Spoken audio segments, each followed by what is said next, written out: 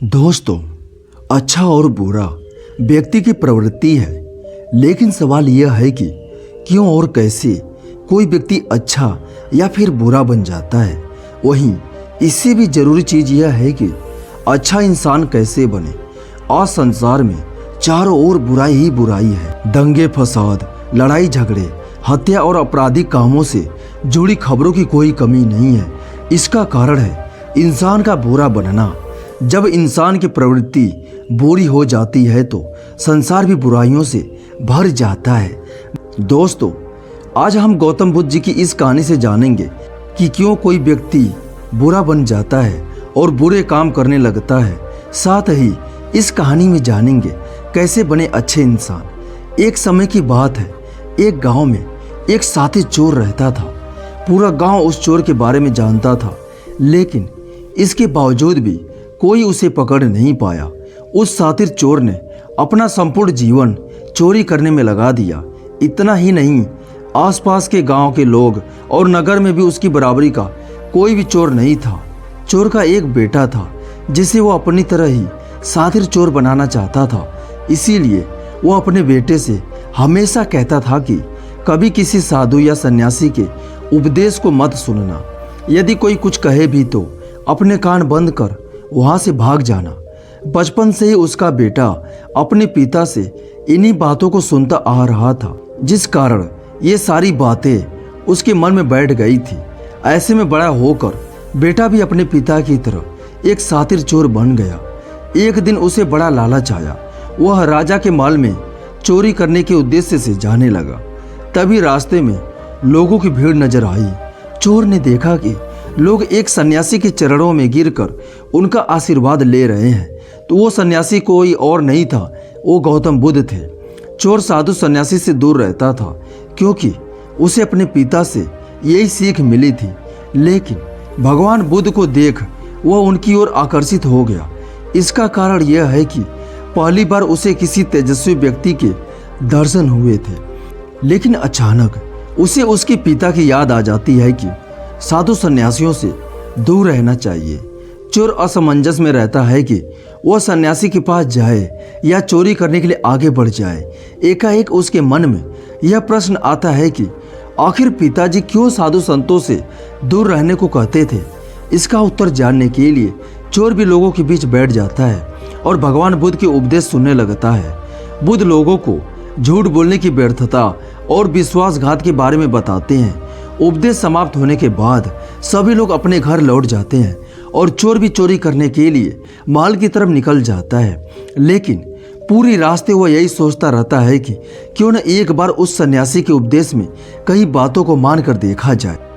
इस तरह से वह चोर चोरी करने के लिए महल की दीवार से कूदने के बजाय महल के द्वार से अंदर जाता है। उसे देख महल के द्वारपाल उसे रोकते हैं और भीतर जाने का कारण पूछते हैं। चोर कहता है, मैं चोर हूं और महल में चोरी करने जा रहा हूं। द्वारपाल उसकी बातें सुनकर हंसने लगते हैं और कहते हैं, जरूर यह महल का सेवक या नौकर होगा और हमसे मजाक कर रहा है। यह सोचकर वे उसे महल के अंदर जाने देते हैं।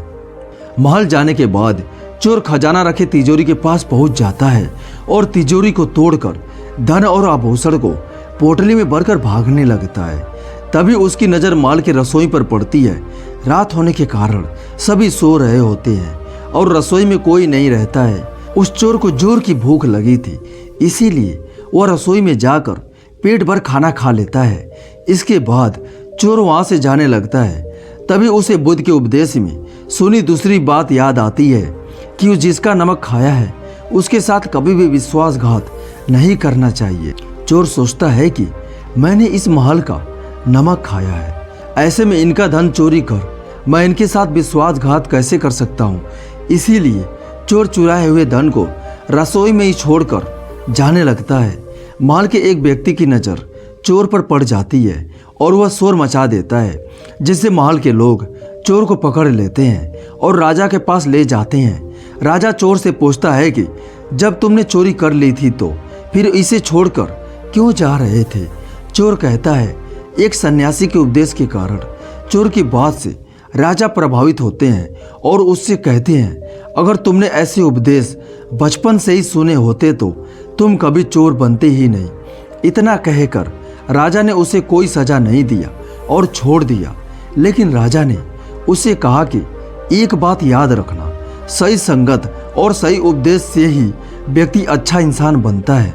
बचपन से ही गलत संगत और गलत उपदेश मिलने के कारण वह बुरा व्यक्ति बन जाता है। संगत और उपदेश व्यक्ति का जीवन ही बदल देते हैं। इसीलिए अच्छी संगत में रहें और लोगों के साथ उठे बैठें। दोस्तों, हम सब में भी कई तरह की बुरी आदतें होती हैं, पर अच्छा इंसान बनने के लिए इनको छोड़ना बहुत ही जरूरी है।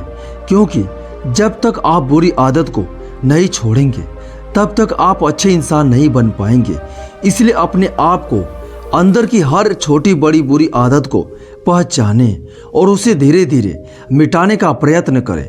इससे आप अच्छे इंसान बनने लग जाते हैं। दोस्तों, हमारी वाणी भी एक ऐसी चीज होती है जो कि किसी भी व्यक्ति को आपके व्यक्तित्व के बारे में बताती है।